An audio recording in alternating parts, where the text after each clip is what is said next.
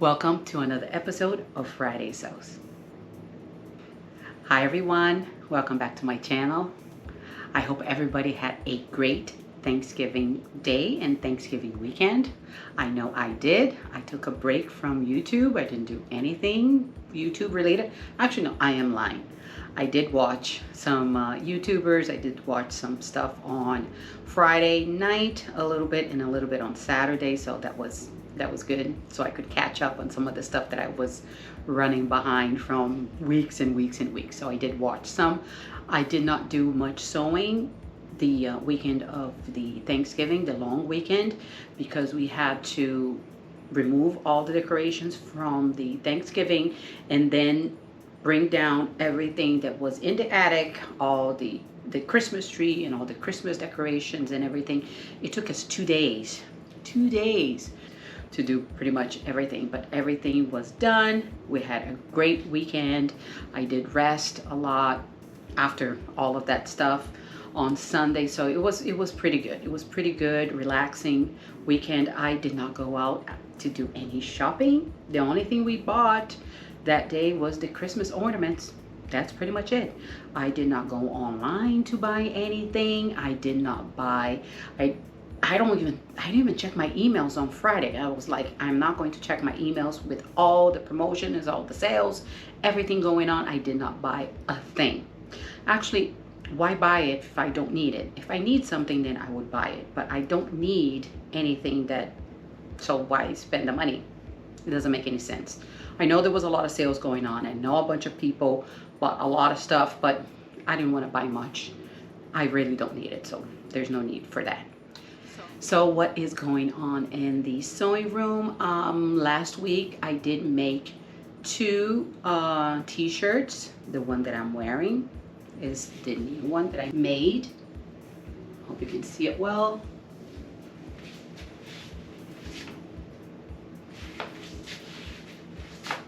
So this is the new, I took this from the Ahead of the Curve book, which is this book right here, and I made the Stanway T-shirt, which is this one here. This is the one that the lady is wearing. This is a raglan t-shirt. The pattern comes with its long sleeves, but I had to cut it because I was not going to do a long sleeve t-shirt. And you see, this is the line drawing right here. And it does say that the sewing level is a beginner. Perfect your casual sporty look with a well-fitting Stanway t-shirt. This fitted t-shirt has raglan shoulder seams and a classic t-shirt neckband. That it does. It's the raglan. It was easy. It is a beginner. No problems there. I think it took me longer to trace the whole thing than to actually do the shirt, and maybe took longer to do the top stitching with the twin needle here on this one, and at the bottom I like to do the twin needle all around. I did cut, you see I traced it here. I did cut, okay, this is mine. I did cut the CD cup. That's what the online it told me to do. Use the 16 for the top with the CD with the small bust adjustment. I did not do that. And for the waist, a size 20, and for the hips, a size 18. So that's what I did. I did not shorten or lengthen the shirt at all, and it's pretty long, as you can see here. It hits here, and I did fold. It says 1.5 inches, I believe, or 1 1/4 inches. I did the 1 inch in the hem at the bottom, and up here I did only 1/2 inch because I wanted it to be a little bit longer. I had no problems there. The neckband fits well. The neckband comes with the little spots where you can put it all together. My only problem with this shirt, and the same thing happened with my daughter's shirt, that she didn't like it much, is that the arm side is way up here. I am putting my finger right on the, you know, in the junction right here where I sewed the everything here. It's all the way up here. It's way high, way high. So so I think that it's affecting the fit of this. It kind of pulls a little bit here. I think because it's pulling it down here because the arm side, the bottom here is way up. This needed to come down at least about 1 inch from the seam right here down. And yeah, so I did not like that. And this is my first raglan shirt, so I don't know what to think. There's the seams up here, which I can see it because it's kind of like I had to iron it to the sleeve coming this way and this one going that way, so I can see it up here. I don't know if I like that, but since this is a muslin technically, because my daughter bought she bought I think maybe 5 yards of this fabric, and it's not something that I really like, so this will be for me to wear at home. I don't like this color much, so it's kind of like a weird color. And so yeah, this will be to be worn at home. I'm still on the fence with the this pattern, the Stanway T-shirt by Cashmerette. This is the one that I made for my daughter. It's the same fabric, because like I said, she bought a ton of this fabric. I asked her, why did you buy so much?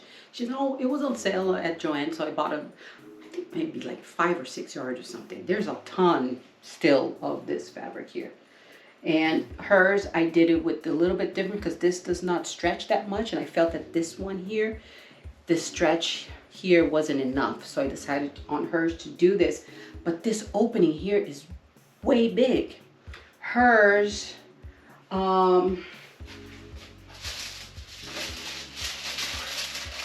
this is her little pile. Let me put this back. And I wrote hers down too. I did the 18 on the top with the EF bust.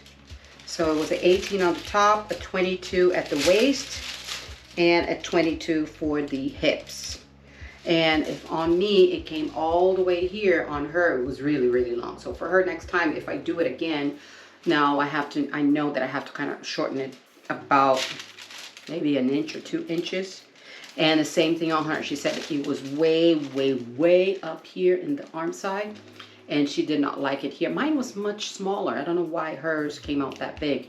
Maybe it's the size 18, that way big up here. You can, you know, see her bra on both sides. She didn't like that, but she's gonna wear it home. It's a nice muslin. I told her that I was going to use this fabric that we didn't like much. I don't like the color, and I don't know why she bought it, because she's like, yeah, it's okay. It's an okay color. So why did she buy it? I don't know. But at least I can use it for muslins. So that's what we're going to do. Every time I get something in knit, I'm going to use this fabric so I can see how it looks. So this is my first Cashmerette pattern, the Stanway T-shirt. So the next Cashmerette that I want to do is from her new book, Sewing the Curve. I am going to trace her other T-shirt, which is called the Eustace. I know I'm butchering this, which is this one right here. It's nice and pretty. Also with the long sleeves, but I think there's also short sleeves with this one. This one has a bit of the puff up here. This one here, it's not a raglan sleeve. It's just a regular T-shirt with the top here, kind of like a boat neck, but not a true boat neck. I don't think it's that wide, but it's kind of like a boat neck, this one. And I have to put my glasses, hold on a second. So this one here, Skills to Practice.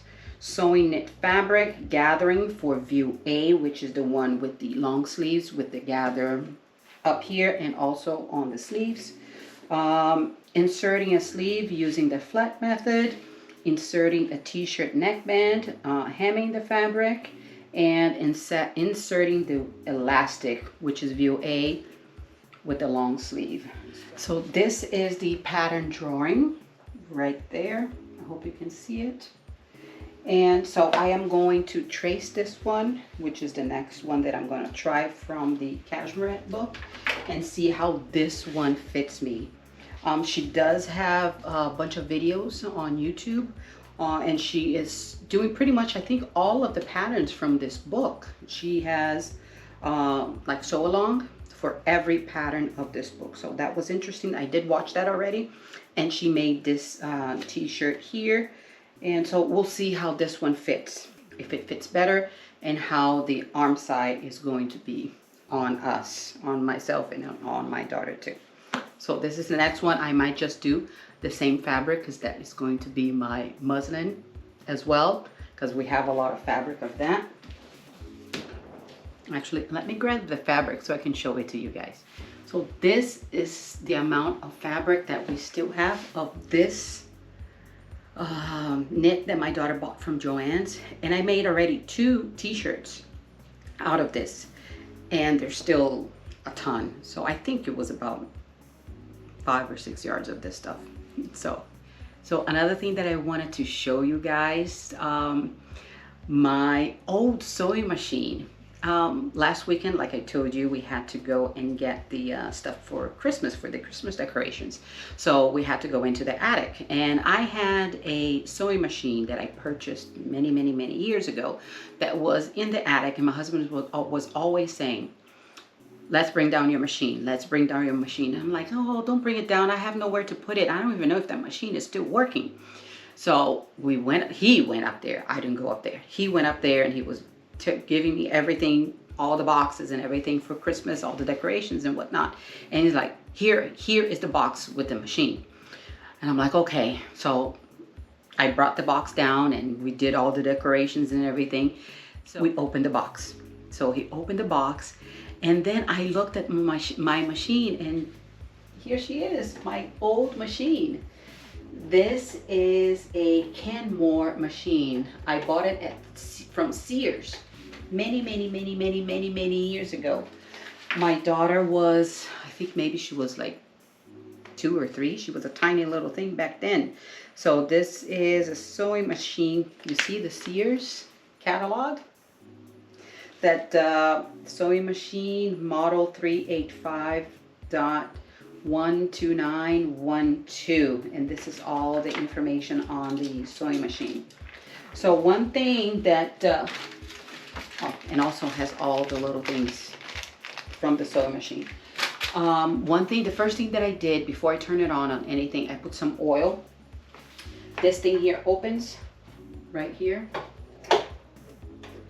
Actually, you know what? I'm going to do a little video a little bit closer to the machine. Stand by. So this is the old sewing machine, the Kenmore. And like I was showing to you guys, this thing here opens, and I oiled everything in here. I put oil. I did purchase some Singer oil to put on my other machine. So I did put the, I oiled pretty much everything, because when I was turning it, it was a bit hard, but it's pretty, it's working fine. There's no problem with the machine.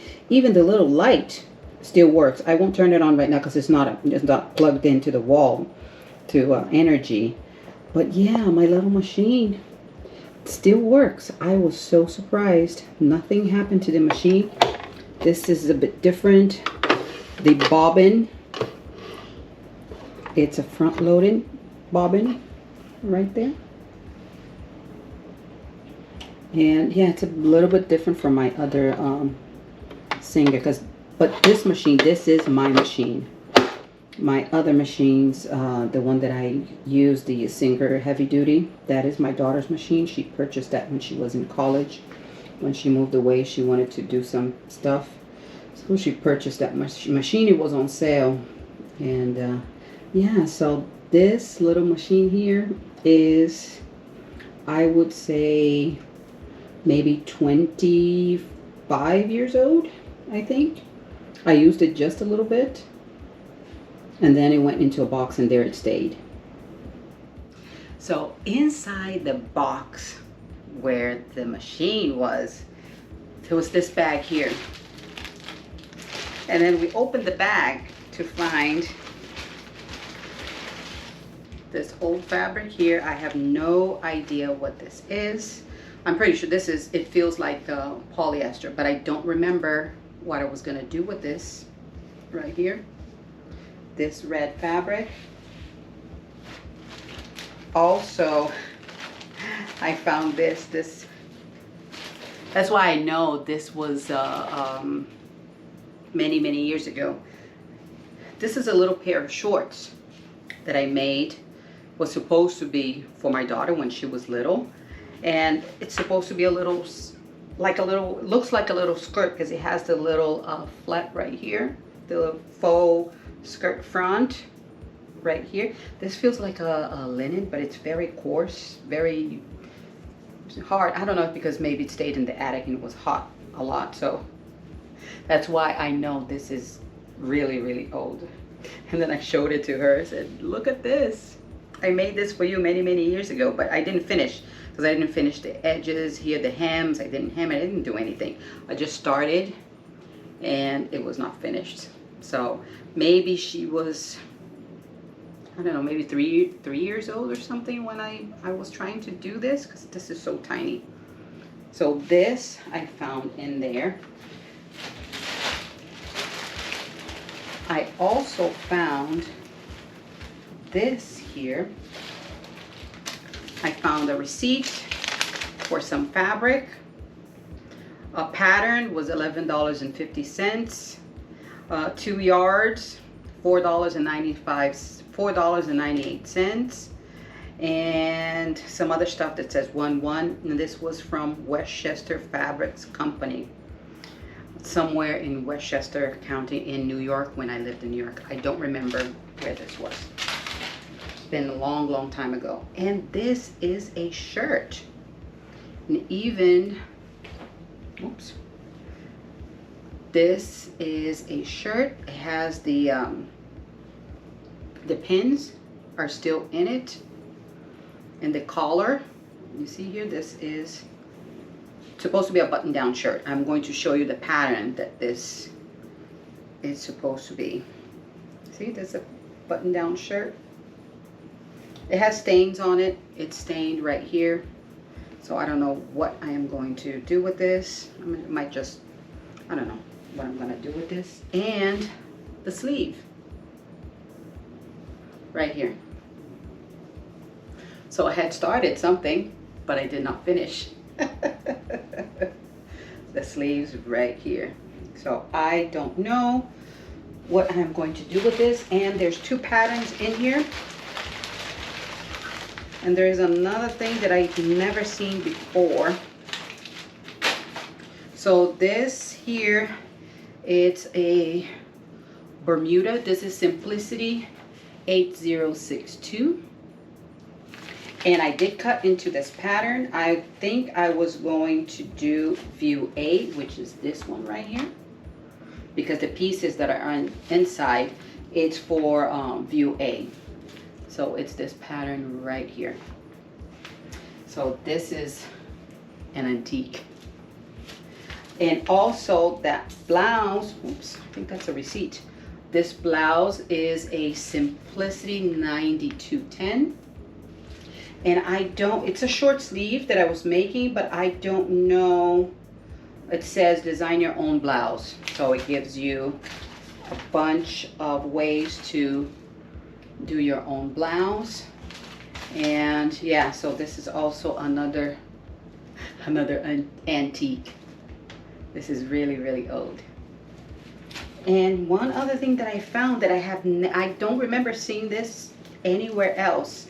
It's a fusible non-roll jiffy waistband. It was $1.69. And this package contains 3 yards for more than 1 waistband. And it is 1 1/4 inches right here. And let me open up and show you guys what this is. I don't remember ever seeing this before. You see this? It's like a fusible. There's some glue here in the back. and I think you just fold it.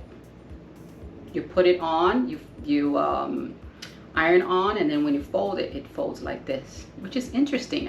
I've never seen this before, and it's true, there's a lot of stuff in here. So I'm just gonna fold it back and put it back in the little package.